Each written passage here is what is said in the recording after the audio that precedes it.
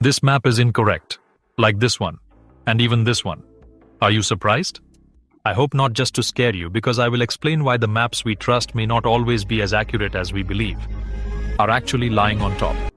Bad projections. For starters, let's look at the classic map that everyone knows. Here's our world. Beautiful, right? There's only one problem. The world doesn't look like that at all. Did you hear that? What you're seeing is completely wrong.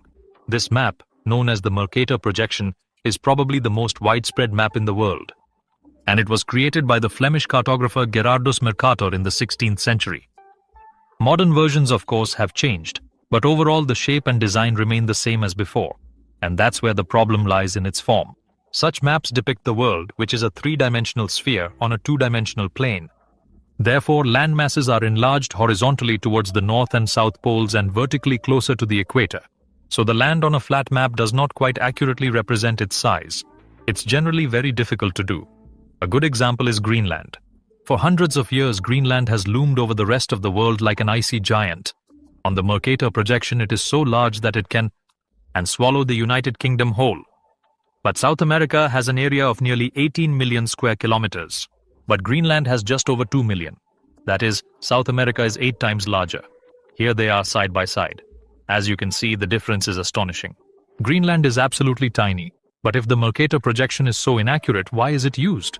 For one thing, it is useful for navigation, and that's exactly why it was created. Although it does not show the exact area of land, it accurately represents distance and angles. A straight line from Florida to Argentina correctly represents a curved trajectory, for example. So Gerard accomplished the task. Some of his other maps, like this one depicting the North Pole, are less accurate, but he is known not for that, but for his world map. However, the problem of projecting a three-dimensional globe onto a two-dimensional plane simply does not make sense. There are interesting alternatives, but not without their own shortcomings.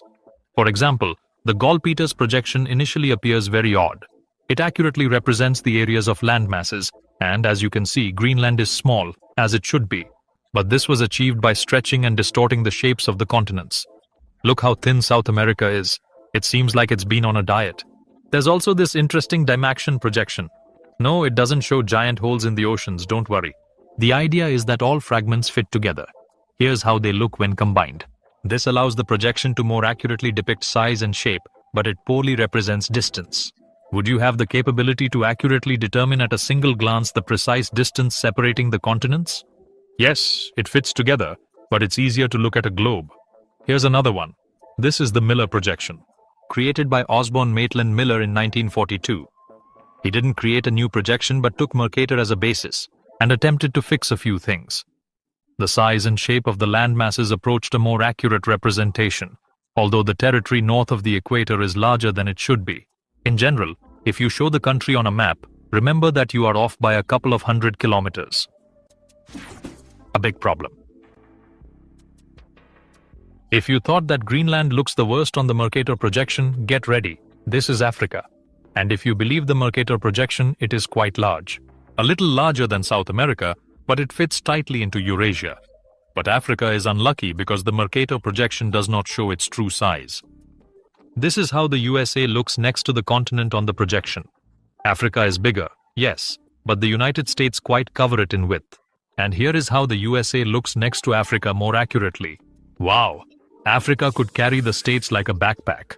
The area of the United States of America is 9.5 million square kilometers, which is a lot for one country.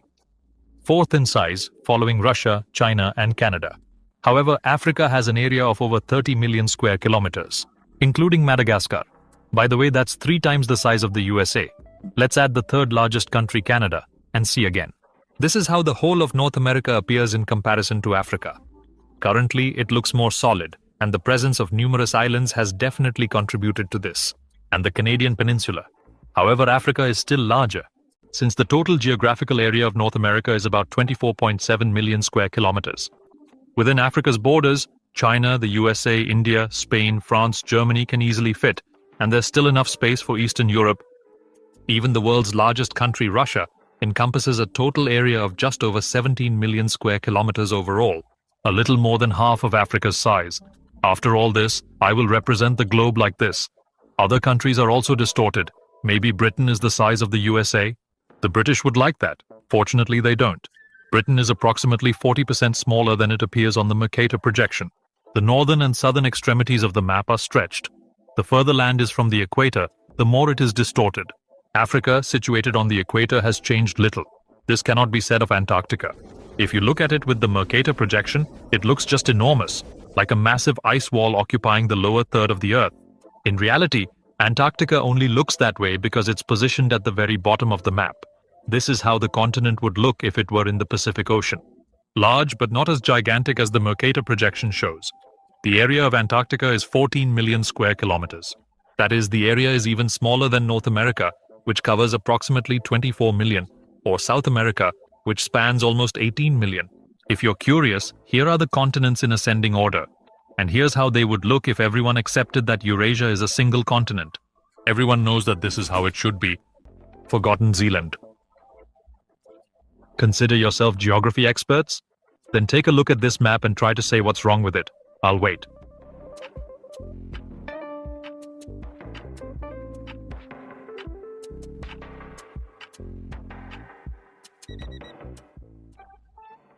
Time's up. Something's missing on this map, as if the magic of Middle-earth has disappeared. Yes, on the map that's easily sold in stores, New Zealand has disappeared. How could this be possible? A quite small island nation, it still has a larger population than Ireland, and its territory is larger than the United Kingdom. I don't recall seeing a map without Britain. Maybe it's a coincidence? No. The University of West Kentucky forgot New Zealand. Amazon forgot New Zealand. Pyongyang Airport forgot New Zealand. The Simpsons forgot. Domino's Pizza forgot New Zealand. Risk Legacy has completely neglected New Zealand. And to add insult to injury, the official New Zealand government website has also failed to include any information about New Zealand. Sometimes it appears on maps, but it's incorrectly marked, like Russia today, which confused it with Japan. Wonderful. I understand that both are island nations, but that's too much. They are separated by 9,000 kilometers. In the 19th century, IKEA apologized and withdrew an entire batch of maps that excluded New Zealand. If you think there are no more examples, you're mistaken. There's an entire subreddit dedicated to maps that have forgotten this country. Why is this happening? Is there some conspiracy theory about a fictional New Zealand? We should be more cautious with such jokes, or it might actually become real. Most likely, it's all due to good old laziness, mixed with ignorance. Maps use the Mercator projection, which places Europe at the center. As a result, New Zealand ultimately ends up situated in the lower corner of the image, and its placement is often forgotten when images are cropped, copied, or pasted. Does it sound logical? Probably. But it doesn't explain why many maps forget Madagascar. This African island is twice the size of Britain. The nation's population is larger than that of Greece and Sweden combined, and it is located directly next to Mozambique. Even I didn't forget to include Madagascar when discussing the size of Africa. Why do we keep forgetting island nations? Do we want to live in such a world? The center of the world. Have you ever been accused of considering yourself the center of the world? But show me a YouTuber who doesn't think the world revolves around them. But if we decided to find the real center, then we would need to refer again to the Mercator projection. Although it's difficult to determine it exactly, that the most central country on the Mercator projection is located here. The Democratic Republic of the Congo. Not because the map was made by supporters of Congo, just because the continents are divided fairly evenly here. America's on the left and Africa, Eurasia and Oceania on the right. However, such a placement of continents can be considered arbitrary. Remember that the Earth is a sphere, and the center can be shifted anywhere. But everything would remain correct. For example, here's what the map would look like if everyone decided to place America in the east, and the rest of the world in the west looks like some other world. But in reality, it's ours. We just are accustomed to something else. Another example, a Chinese map that focuses on Asia. Although, in my opinion, on such maps, Australia is actually the center of attention, not Asia. And here's a map by the Reddit user Paradoxical Cabbage with New Zealand at the center. But it deserved it. If you want to experiment with the world map, there's a projection tool for centering countries on the website engagingdata.com, where you can do that. Here's a map with Greenland at the center. And look, was I right? If you choose Congo, you'll end up with a map we're familiar with. If you've been tried for international war crimes, you may be familiar with this map. Polar Azimuthal Equidistant Projection. A simple name, right? It served as the basis for the UN emblem because it does not. This phenomenon does not relate to any specific country or continent in the world today. Indeed, there are stranger and more unusual examples that can be considered. This is a south-up map, where the south is at the top of the map. Strange, but it emphasizes an interesting point, that we generally represent the three-dimensional world in two dimensions. After all, from space you could look at the world from such an angle. I hope that when aliens arrive on Earth, they thoughtfully choose a favorable and welcoming location for their initial landing, as I wouldn't want their first sight to be the harsh Arctic or any similarly remote region. Even worse yet is Florida, contributing to the overall problem.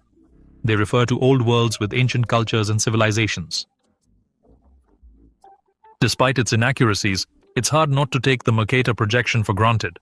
We're so used to it that it's difficult to imagine the world without it. But it existed. The creation of maps or smart cartography originated much earlier than this imperfect projection. In the book, A History of Maps, Lloyd Brown calls cartography the oldest form of primitive art. It makes sense. After all, primitive humans also wanted to represent their surroundings. This is the Pavlovian map, the oldest in history.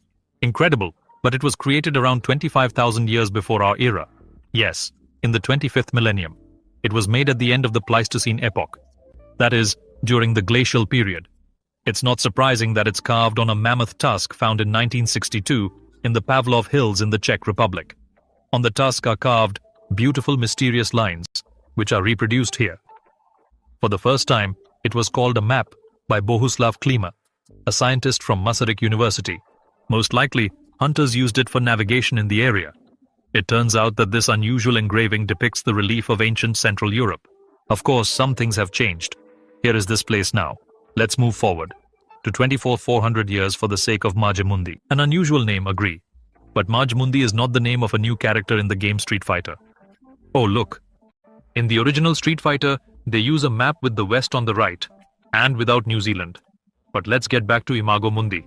This is the name of the oldest world map known to scholars, and it was created in the ancient city of Babylon as early as the 6th century BC. On the map, Babylon appears on the Euphrates bank, encircled by 8 areas representing regions like Assyria. The circular ring encircling them symbolizes the vast ocean, and situated beyond this ring, 8 distinct triangles represent other regions. Everything is very primitive, yes, but considering that this map was carved 2000 before the first circumnavigation in the 16th century. At that time, people still knew very little. A couple of hundred years later, they created Posidonius's map, recreated in 1628. Its first author, Posidonius, lived between the 135th and 50th centuries, the first year before our era, and the map depicts the known world with Europe, Africa, Arabia, and part of Asia. Even here, a departure from the idea of a flat Earth is visible. In fact, Posidonius himself used the position of the star Canopus to hypothesize that the Earth's circumference is 38,000 kilometers. This is very close to the real figure of slightly over 40,000 kilometers.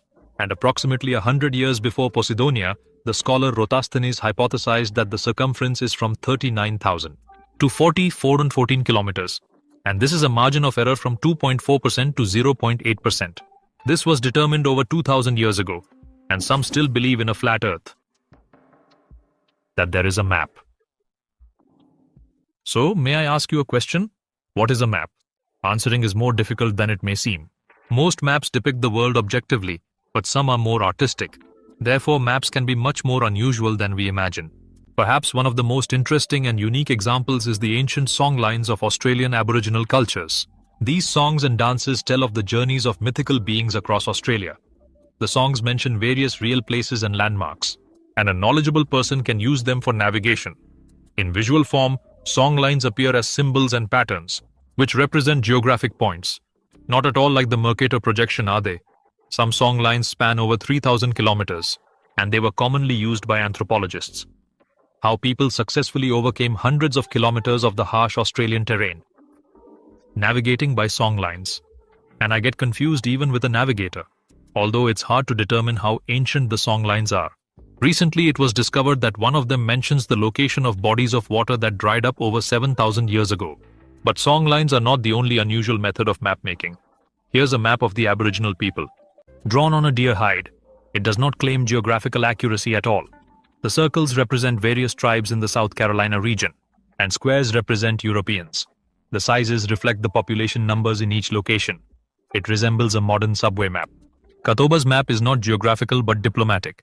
It reflects relationships in the region. The map of Native Americans from 1825. It focuses not on distance, but on time. It shows how long travels take between different places and what might happen. And I also want to show the Ammasalik carving. No, these are not branches I tore from trees, but maps, strangely enough. A three-dimensional wood carving was skillfully made by the Tunumit people in the year 1880. Such detailed carving accurately shows the shape and proportional sizes of the vast Greenland coast, where the Tunumit people live. Back in 1885, the skilled hunter Kunit meticulously carved this detailed map. Although it is undeniably beautiful and artistically impressive, I have no idea how to navigate this unfamiliar area. Controversial map. Some maps are inaccurate due to simple mistakes from a lack of information, or difficulties in compiling, but with others, it's worse. Sometimes inaccuracies are added intentionally. In 1906, researcher Robert Perry, along with the San Francisco Call, created this map. You can notice an entire new continent called Crocoland. Sounds like the most boring amusement park.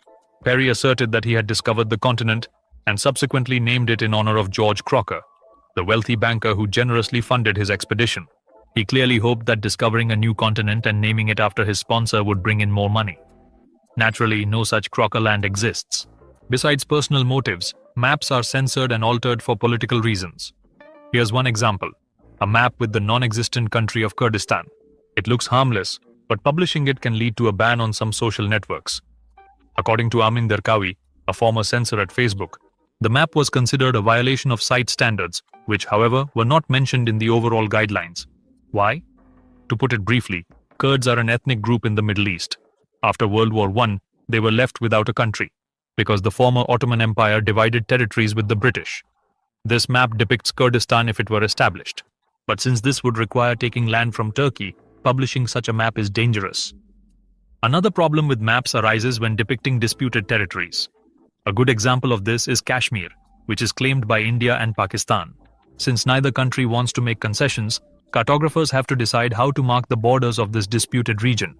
And how do they handle it? Google changes the results depending on the viewing location. Yes, they literally redraw the map. If viewed from Pakistan, Kashmir is marked with a dashed line for disputed lands. However, if viewed from India, the region appears entirely within the country's borders. The same thing happens in the USA due to disputed borders with Canada, the Bahamas and Cuba, among others.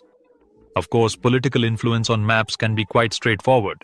In a misguided decision, former United States Vice President Dick Cheney requested Google Maps to censor his home. The building is now blurred out.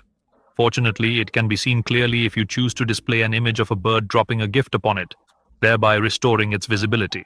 But in general, Google Maps often blur and hide locations at the request of authorities. The nuclear facility Marcoule in France has been pixelated, as has the local prison Menlukon. We often consider maps as an accurate representation of reality, but I hope I have clearly shown that ultimately they are created by people. But perhaps in France, prisoners are being turned into atomic super soldiers and hidden. Strange worlds. Art, culture, and politics can change maps, but sometimes maps are simply wrong. Look at a 15th century Korean map, for example. Yes, this strange drop depicts the entire world. In the center are located the United China and India. This branch is Korea, and for some reason Japan is located at the bottom. Oh, and this piece is Africa, and Europe is at the top. It's hard to recognize them, right? Most likely, it's a matter of priorities. In terms of depicting their own territory, Korea made accurate and beautiful maps. Look at an 18th century Korean map with provinces marked in different colors. Speaking of artistry, this is the face of the fool, a world map that for some reason was decided to be placed on. This is the face of a jester, a world map that was somehow chosen to be placed on the jester's face. It was created after 1587, but by whom? Unknown. The face is surrounded by various phrases in Latin. For example, the number of jesters is infinite, and vanity, vanity, all vanity. This implies that the map served as a satirical commentary, indicating that either the world itself is inherently foolish, or that our persistent attempts to comprehend it are both foolish and selfish. But compared to modern caricatures, it noticeably looks much better, and the map appears quite accurate for the 16th century, which cannot be said about the next specimen. Look, what do you think? What region is this? Some Greek islands? Maybe Jamaica on the side? Madagascar is not on that side of Africa. No, actually this is a map of Lower California, which is not an island. The reason for such a strange depiction lies in simple laziness. When California was placed on the map in 1533, the Spaniards didn't particularly care about accuracy. They sailed over, decided it was an island, and sailed on. This error persisted for 200 years. Only when the Spaniard Juan de Anza decided to pass did California receive its name, drawing inspiration from a homonymous island featured in a Spanish literary work. Through the zones to California in 1755, did the world realize the mistake? And finally, I would like to show a map of our square and stationary Earth. Professor Orlando Ferguson in 1893, 19th century, 233 years later. After Eratosthenes proved that the Earth is round, see how quickly I calculate. The Greeks discovered that the world is spherical in 240 BC. Then the Romans adopted it from them, and later all Europeans did. Despite the misconception, by the beginning, belief in the Earth's spherical shape was widespread. And how did that happen? Was a devout Christian and believed that the Bible proved the Earth is flat. Therefore, he placed the continents inside a large icy crater and surrounded them with oceans. Flat Earth theory proponents believe in similar world structures, with continents in the middle and extensive icy surface around the perimeter. Who benefits from the centuries-old conspiracy about the spherical Earth? Which of these facts surprised you the most? Share in the comments below the video. Thank you for watching. To be continued.